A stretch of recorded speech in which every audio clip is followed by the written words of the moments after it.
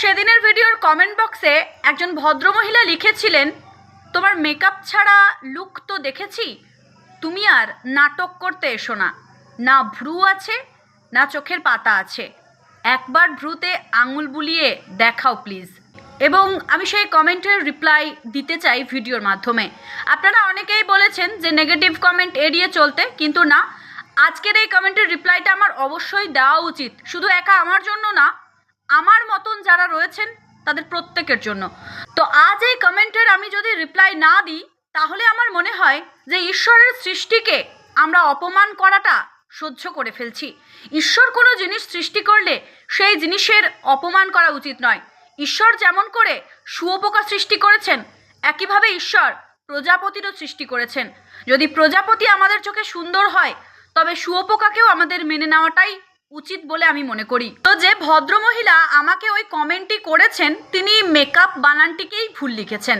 মানে ওনার, যেহেতু উনি একজনকে সমালোচনা করছেন, তাই ওনারও উচিত ছিল মেকআপ বানানটাকে সঠিকভাবে লেখা। তো যাই হোক, মানুষ মাত্রই ভুল হয়, সেটা নিয়ে ট্রোল করা আমার উচিত নয়। অনেকেই আমাকে বলেন যে এই ধরনের নেগেটিভ কমেন্টগুলো দিদি এড়িয়ে চলবে, আমরা তোমায় অনেক ভালোবাসি, তুমি এগিয়ে চলো।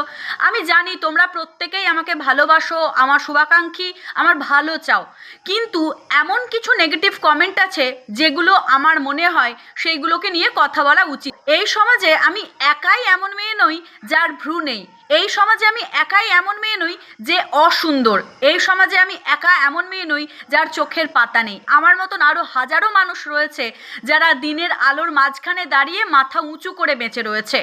আর সত্যি কথা বলতে কি, ঈশ্বর আমাদের যেভাবে সৃষ্টি করেছেন, আমরা সেই সৃষ্টিতেই সন্তুষ্ট। আমি না হয় আমার ভ্রুতে আঙুল বুলিয়ে দিলেই আমার ভ্রুর আঁকা কালো দাগটা উঠে যাবে, কিন্তু তোমার মনের মধ্যে যে ময়লা জমা হয়েছে, তোমার মনের মধ্যে অন্যকে নিয়ে যে ফ্রাস্ট্রেশনের জন্ম হয়েছে, তুমি অন্যকে নিয়ে যে খারাপ ইঙ্গিতগুলো করে চলেছো, সেই মনটাকে তুমি কোন সার্ফ দিয়ে ধুলে পরিষ্কার হবে বলো তো? আমি না হয় আমার ঈশ্বরের না দেওয়া ভ্রুটিকে এঁকে নিয়ে প্রত্যেক দিন ভিডিওতে বসি, কিন্তু তুমি তোমার হৃদয় মন্দিরে কিভাবে প্রেম, ভালোবাসা, অন্যের প্রতি অহিংস মন আঁকতে পারবে বলো তো? আর সত্যি কথা বলতে কি, এই মানব শরীর, এই মানব দেহ, আমাদের রূপ, রং, ঐশ্বর্য একটা সময়ের পর কিন্তু শেষ হয়ে যাবে। আমরা কেউ চিরস্থায়ী নই, আমরা নিজেরা সকলেই ফুরিয়ে যেতে এসেছি। তাহলে দুদিনের এই জীবনে শুধুমাত্র নিজেদের দৈহিক অসম্পূর্ণতা নিয়ে আমরা কেন মন খারাপ করব?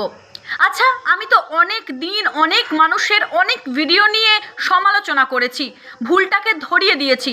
আজ পর্যন্ত আমি আমার কোনো ভিডিওতে কোনো মানুষের বডি শেমিং করেছি? মানে এমনটা কখনো হয়েছে? তার